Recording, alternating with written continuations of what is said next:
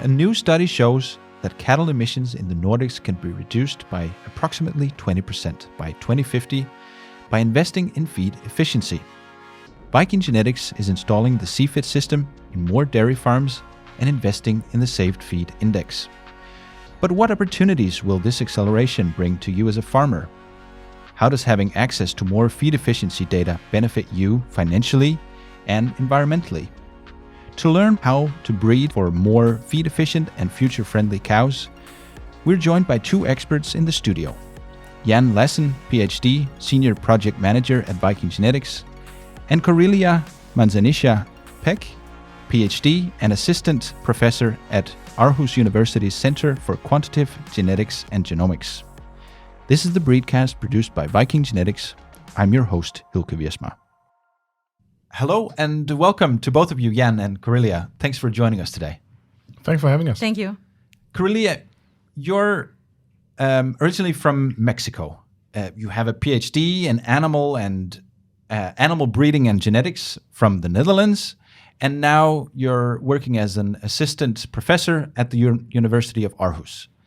So you've seen lots of different things in cattle breeding, different countries. What can you tell us is the most different here in the Nordic countries compared to what you've seen elsewhere? Well, I think that Denmark has been a pioneer in the measurement of new phenotypes related with the use of large scale of sniffers, for example, to measure methane, but also now with the developing of the CFIT system that allows to record individual feed intake and also body weight in commercial farms. So what stands out the most, do you think? I think it's the vision that they have as a country that to say, what we can do better. And also, I think it has also something to do maybe with welfare, like the concern of the farmers that the cows, they should be treated well and everything, but also how we can do better in the future in terms of select for more efficient cows or reduce cost. But that vision is leading something technological that is in this case is the CFIT system, and that will help us to improve a lot how to select for more efficient cows. And you're the main author of this latest study of the CFIT system. We'll get back to that later in the episode, but just tell us the key elements of your findings there. The key elements is like now we can come up with estimates along the lactation for feed efficiency that before it was not possible. And now we can also predict how they will be the future lactations. When in the past we were just only based on research farms and just a short period of time in first lactation mainly or second lactation, but never in further lactation. And now we have this a big amount of data that we can use to improve our predictions. Jan, it's great to have you back. You've been on the show before. Let's start by discussing Viking Genetics' latest press release. The company has announced that it will be accelerating its investment in cattle feed efficiency system, what we call the CFIT system, with the goal of having a feed intake of more than 30,000 cows by 2025. Let's say for new listeners, give a summary of what the CFIT system and the Saved Feed Index is. Yes, thank you, Hielke.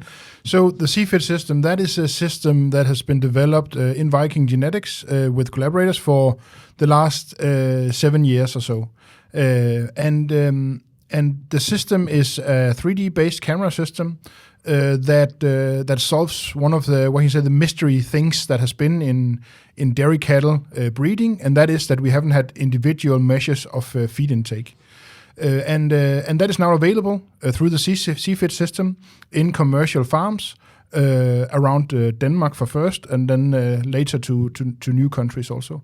The system is 3D camera based, and we use the technologies in the 3D camera system to take pictures of the back of the cows together with the ear tag reading, and then we can use that information to refine the cows while they're eating, and we can also use the changes in the shape of the feed to quantify how much feed they're eating. And we record that 24 hours a day We combine that also with a predicted weight from the 3D camera, so we can say, based on an image, we can say how much a cow is weighing. And those are two of the key elements in making the Safe Feed Index. The Safe Feed Index is an index that is giving bulls breeding values on how well their offspring performs for efficiency. And efficiency, that is based on two traits. One is maintenance. If you are a big cow, then you need more feed to maintain your body size. If you're a small cow, vice versa. That's one part of it. And that is based on weight information. It's based on conformation scoring. And it's also based on some tape measurements of girth of cows. And then the second part, that is the metabolic efficiency. So that is information on how good are you as a cow to transfer energy in the feed that you eat into products, so as milk, fetus, but also slaughter weight. And there, the CFIT information is essential to have a high reliability on that trait and combine those two information into the Safe Feed Index. So just briefly, how is this different from other systems? In many ways, most other countries that produce efficiency indices, they do it based on scale measurements. So that is a scale below some feed that then is recorded, also 24 hours a day. But it's often, not always, but very often based on research farm data. So that means that it's on farms where you do research, where you have different trials that is not necessarily one-to-one comparable to what you do in a commercial setting. The CFIT system, that is a setting that is set up in commercial farms where the farmers do not change a single thing from the day before he had the CFIT system to the day after he had the CFIT system. So it's very comparable to what is happening in many farms around Denmark, but also around the world. And we do have a whole episode on the CFIT and the Safe Feed Index for listeners. If you want to dive into that, I'll encourage you to do so. So a previous episode on that. Jan, why is this so important for farmers around the world? For several reasons. The two main reasons, I think the first is the biggest variable cost that you have as a farmer, that is feed. So if you can improve feed efficiency, if you can reduce the amount of feed that a cow is eating and produce the same amount of milk, then you will have a better economy. That it transferred directly to your economy. And that is the main reason. Then the second reason is that we're talking into the climate-friendly cow. There is a huge demand on reducing the climate footprint of milk production and also slaughter cows and beef production, to say. And there we know that feed intake is linearly related to methane emission. So if we can reduce the amount of feed that a cow is eating per liter of milk that is producing, then everything else being equal, we will also improve the climate footprint of whatever meat you eat or milk you drink. So now we're aiming to, by 2025, to have even more than 4 times as many cows in this recorded by the CFIT system. What opportunities does this acceleration bring? Yeah, it's again, several things, but the main thing is that the reliability will increase of the index that is produced for feed efficiency. That is the top one. But second of all, it's also, it makes it more, we make more data available to do other things also, where we know feed intake, it's critical for everything. It's also critical for behavior, it's critical for health, it's critical for behavior in the stable between the cows, the whole dynamics of a herd. So with all these herds and so much data, we will be much better equipped to do new research and get even more out of the data that we are collecting. What could that be? So that could, for instance, be feeding behavior for the farmers that have the system. We might also be able to do, this is just now we are really talking about the birds on the roof, but it could be something like feeding behavior. Could we do genetic evaluation for feeding behavior? Could we say that if you use this bull here, then it might be that the offspring will be more ready to go to the feeding table and eat and be strong and powerful, whereas others, they would be more reluctant to eat as the last cow in the group. So things like that could be something that it's not something that we do, and it's not something we can do today, but it's something that with all this data here, it brings those opportunities to the table.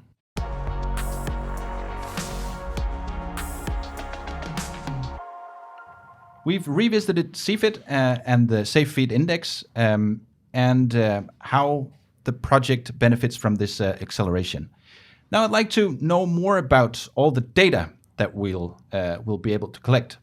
The CFIT currently collects data from 7,000 cows, but with the acceleration, the numbers is bumped up to 30,000 cows within a few years in 2025. This means 1.3 million daily intake records.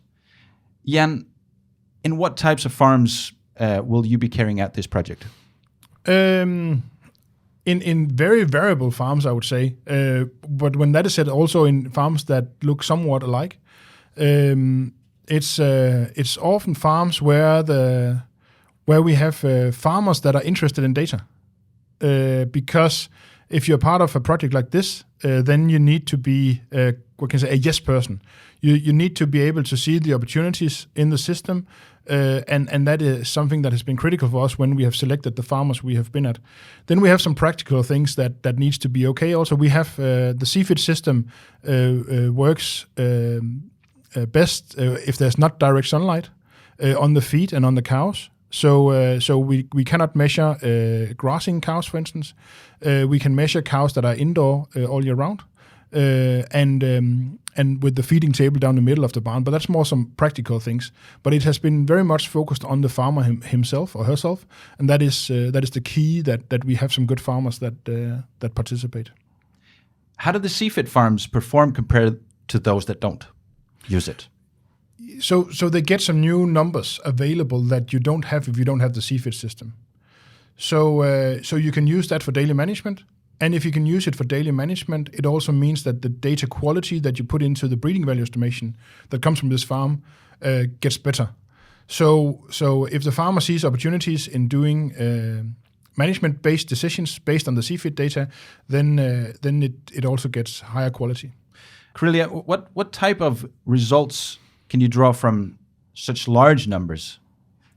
Well, as researchers, we always need a large amount of data to estimate accurate genetic parameters, but also breeding values. And with more data, we will have a better reliability for those breeding values. But this is also like a unique opportunity where we can measure a large amount of data on different commercial farms, also different breeds. But the most important is that it's continuously, and that will give us more information on what is happening through the lactation, but also in different and further lactations that we couldn't have without the CFIT system. Because what could the potential be there then in different parts of the lactation? Yeah, then usually the breeding values are estimated based only on a part of the lactation, or can be just on first lactation or just on a small period of time. But if we have the information on the other lactations, and through the lactation we can predict better those breeding values along the lactation, and also for those different breeds.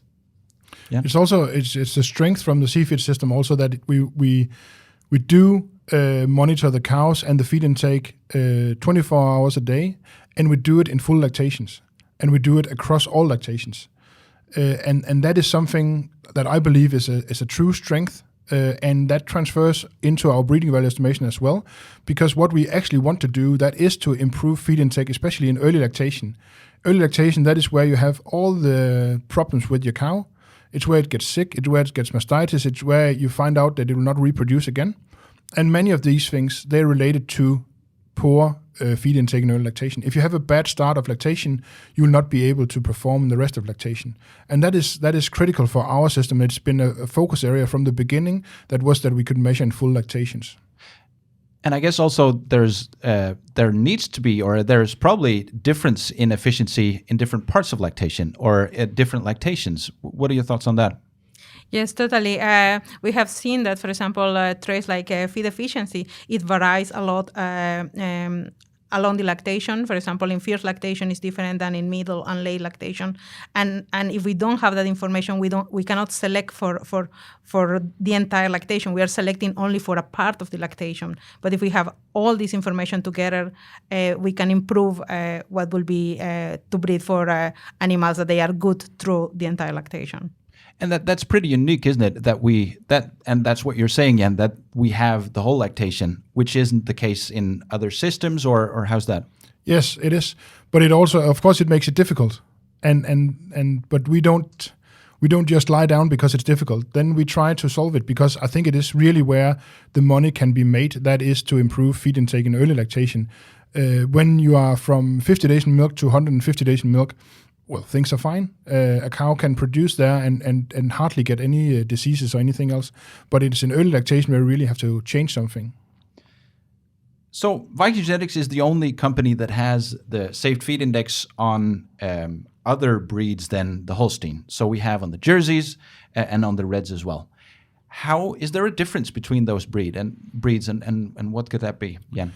There are slight differences in the variation of the index. So the variation of the index is a little bit smaller for the Jersey than it is for the larger breed. And when you say variation, so that is how many kilos do you actually have in an index of 110 compared to an index of 100? Then how many kilos do you actually gain by using a 110 index bull? But that's also due to the fact that the Jersey cows and the Jersey breed is a little bit smaller, I think. So it should also transfer in one or another way to that.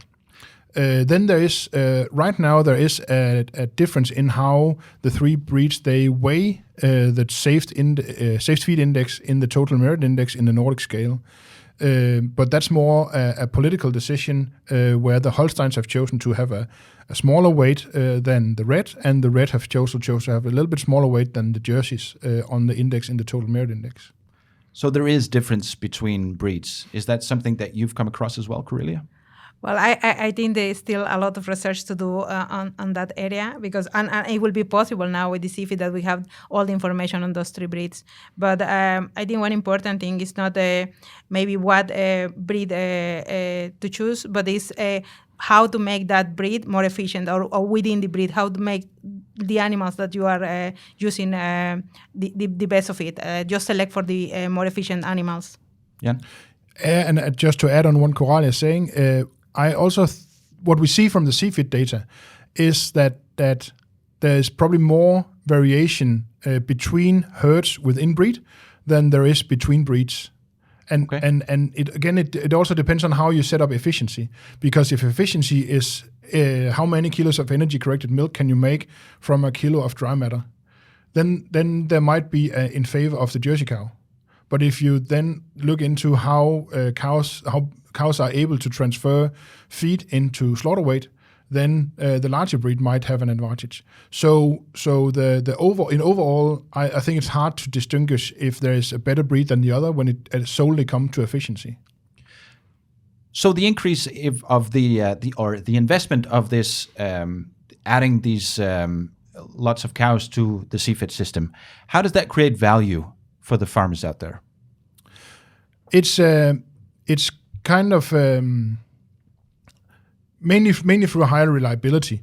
So if we had no information, then you would not be able to say that a bull had other things than 100 in the index.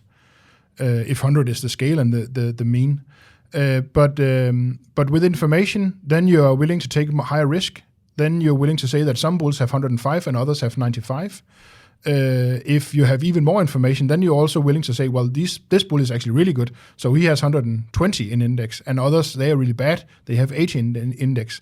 And when we do this investment here, then we get more information, and then we're willing to take a higher, not risk is perhaps the wrong word to use, but we get higher quality. That means that there's more value in each breeding value that gets available for the farmer.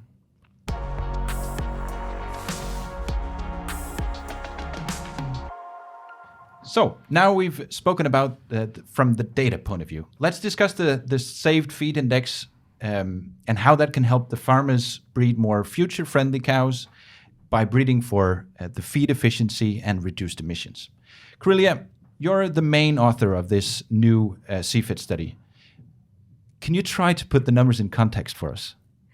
Yeah, well, by just selecting or using feed efficiency as in the breeding goal, you are already selecting for cows that they are low emitting methane in terms of methane, and that is due to the correlation between feed efficiency and methane is quite high. It can be 0.7. That means that if you are selecting in one way for more efficient cows, you are already selecting for cows that they are also producing less methane in comparison with the other. So when you say there's a correlation of 0.7 between those two, try and explain that for me. I'm a simple farmer. Yeah, that means that that if we are going if the correlation will be 1, that will be the same trait. That means that it's exactly the same. But that means that cows that they will be on the top of being efficient, they are also likely to be producing less methane in about 70% or something. That those cows, they will be also methane efficient cows. So how do we apply this this data towards breeding for reduced emissions? Yeah, of course, in the future, the idea is that we will include also methane in the breeding goal, but until that happen, then we need to use feed efficiency as a proxy for methane emissions in this case. And in that way, we can reduce up to, I think, was 3.2 million of tons of CO2 equivalent per year. Just wondering, how does this connect to genomic testing, Jan? Any thoughts on that? Yeah, well, if you use genomic testing, then you will, on a newborn calf, you will get a breeding value for the safe feed index. And you can use that in whatever way you want to. It creates value for the newborn calf. So if it has a high index, and if you have used a good safe feed bull on a good safe feed cow, then the index on a newborn calf with a genomic test should also both be high, but also relatively reliable because you take the genomic test. So that should create value for the farmers to have more efficient offspring in the next generation. Coralia, any thoughts on that? Yeah, as Jan mentioned, is the important is that we have it as soon as the calf is born. We don't need to wait for progeny testing or anything. Then we have immediately a knowledge of how that calf will be in terms of efficiency, but also in the future on terms of methane emissions. My thinking would be that one of the difficult things is to effectively balance the breeding between feed efficiency and reduced emissions, while, on the other hand, maintain profit and production. What are your thoughts on that? Well, the net total merit is already accounting for production and is the main driver.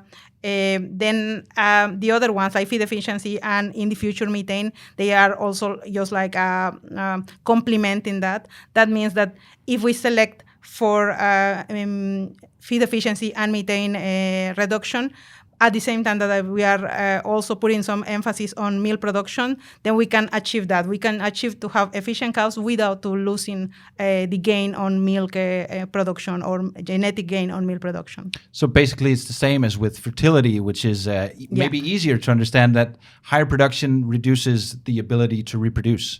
Yes, and if you talk about profit and feed efficiency, that also comes one-to-one. I think if you can get more efficient cows, you should also have more profit on your farm. And then I think it is, as it looks now at least, a win-win situation, because improving feed efficiency should also lead to less methane emission.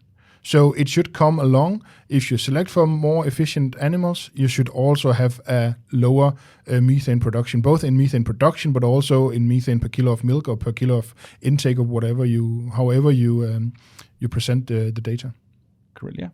Yes, it has been proved that the cows that they are more efficient in terms of milk production, or they are highly in milk production, they are also better in terms of methane divided per kilogram of meat production. That's because it's this dilution effect that is like this only cow, that is just one cow that is producing this large amount of milk. Maybe it will be the same that two small cows that they are producing that amount of milk, but they are producing much more methane because they are two animals.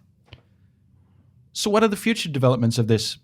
Jan, what are we going to do for the future to expand this feed efficiency and the data that we have? In many ways, there's a lot of scientists that have good ideas on what we can use such data for, and we listen to those and pick those that are most interesting. We also have ideas ourselves on what we could do. And then also one thing that is very, very important, that is we also have the farmers who have the CFIT system. And they also get ideas when they see the data that we have, when they think about how the whole technology is set up. Then they also say, oh, could you then use it for this and that? And I think we have a lot of things there that is interesting for the future. Again, a bird on the roof, that is something like management for the farmer. If we could make some sort of index on how feed is taken away on the feeding table, then you might be able to find those animals that tend to sort in the feeding compared to those that are eating the ration as it is. Again, it might be kind of semi-futuristic when we say this, but I think there could be value in that. Those that are digging in and sorting in the feed, I don't think the farmers want those in the future.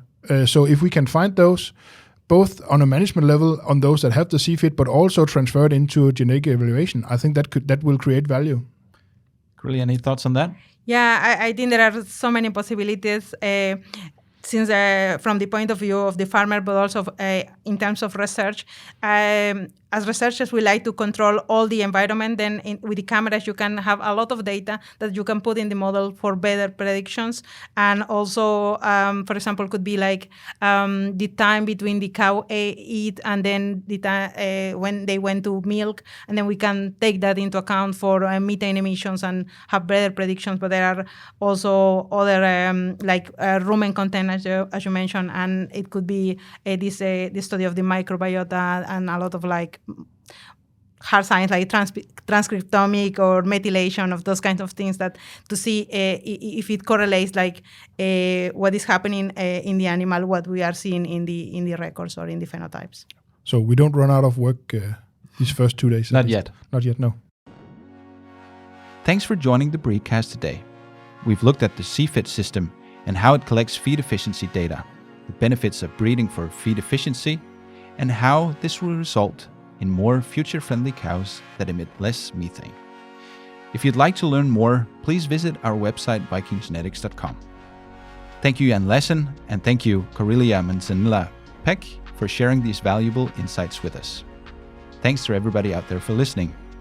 If you have an idea for a topic in the world of cattle breeding that you'd like us to focus on, please visit BreedCast.com or message us on our Viking Genetics Facebook page. My name is Hielke Wiersma. Please join me for the next BreedCast episode, where we're joined by Walter Liebrechts and Peter Lassen to discuss the effect new nitrogen emission regulations are having on farmers in the Netherlands. We look at how smaller breeds and crossbreds can be a solution to adapt and how this could influence the future of cattle breeding around the world.